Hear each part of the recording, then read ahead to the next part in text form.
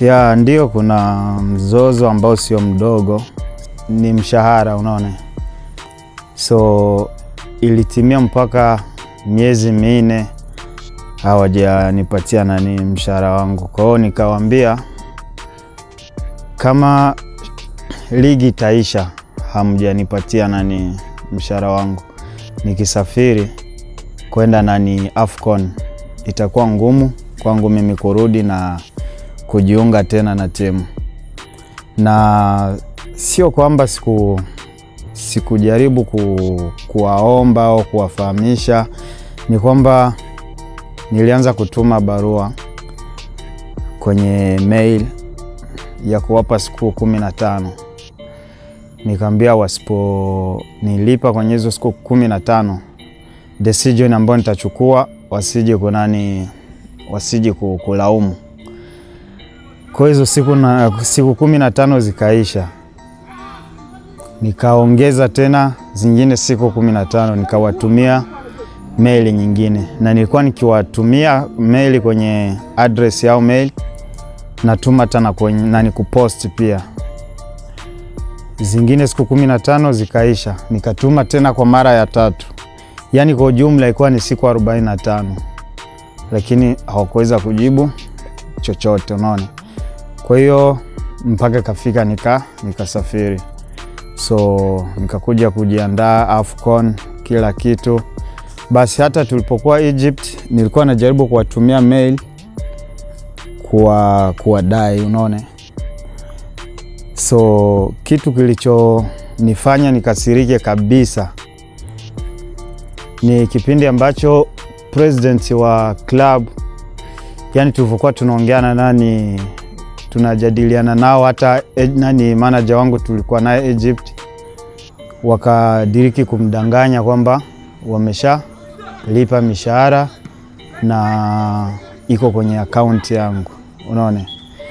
Basi ikabidi niagize mtu kwenda bank kucheki kwenye account yangu. So alivyoenda kucheck akakuta 0 unaona, hawajaweka chochote. Sasa hapo ndio niliona kwamba kwa nini wanidanganya unaona. Basi ndio ilibidi nikafika na contact lawyer wa FIFA, kwa tukaanza zile procedure za kufanyaje za kushtaki FIFA kila kitu. Na hivi ninavyoongea na wewe ni kwamba kesi ipo kwenye FIFA. Tulivorudi kufika hapa kutoka AFCON, niliwatumia barua ya kusimamisha mkataba. Na baada ya kuwatumia ndio hivyo situation ilivyokuwa.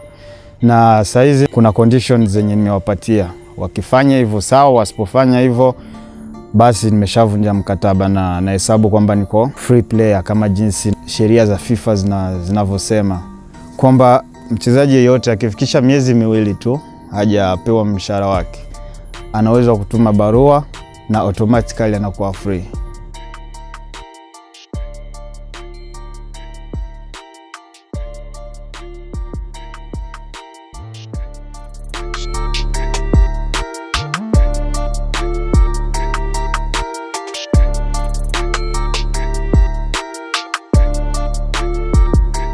Kama walitaka hayo test walitakiwa kunilipa unaona, kwa sababu tunacheza mpira kwa ajili ya maisha yetu, kwa ajili ya future yetu, maisha ya kesho.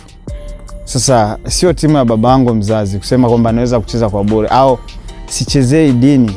Mtu unapotumikia kazi ya Mungu ndo kutegemea malipo yote, bali unategemea malipo siku ya mwisho. Nina familia na mke na wazazi, so wenyewe pia wananitegemea.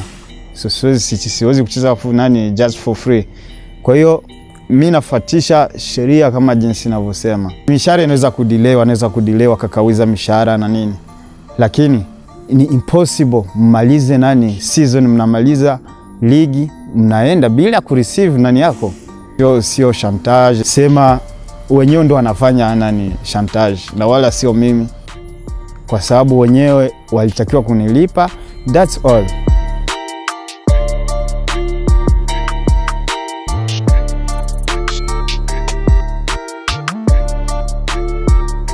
FIFA iko pale ni kwa ajili ya kututetea si wachezaji. Ndo sababu ya FIFA. Bila hivyo basi tungekuwa tunanyanyaswa sana. So sio kosa yote, isipokuwa nimefanya kile ambacho mchezaji yani professional anatakiwa kufanya. Kwamba singe wasopa mfukoni. Singe washtaki kwenye mahakama yoyote. Mahakama yetu ni FIFA. Kona ni huko ndo nilitakiwa kwenda. Hakuna nyingine solution. Na haliwezi kunikost, bali linaweza kuwa cost wenyewe, kwa sababu wana riski kulipa contract yangu nzima, na wala sio miezi 4 tu.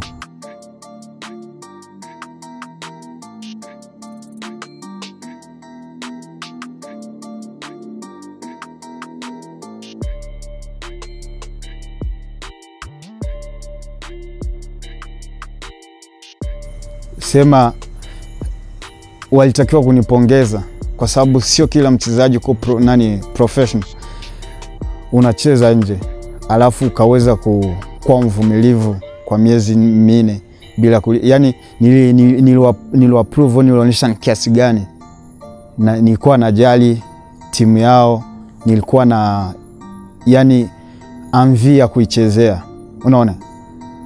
So siwezi kulipa chochote hata kama itokee, siwezi.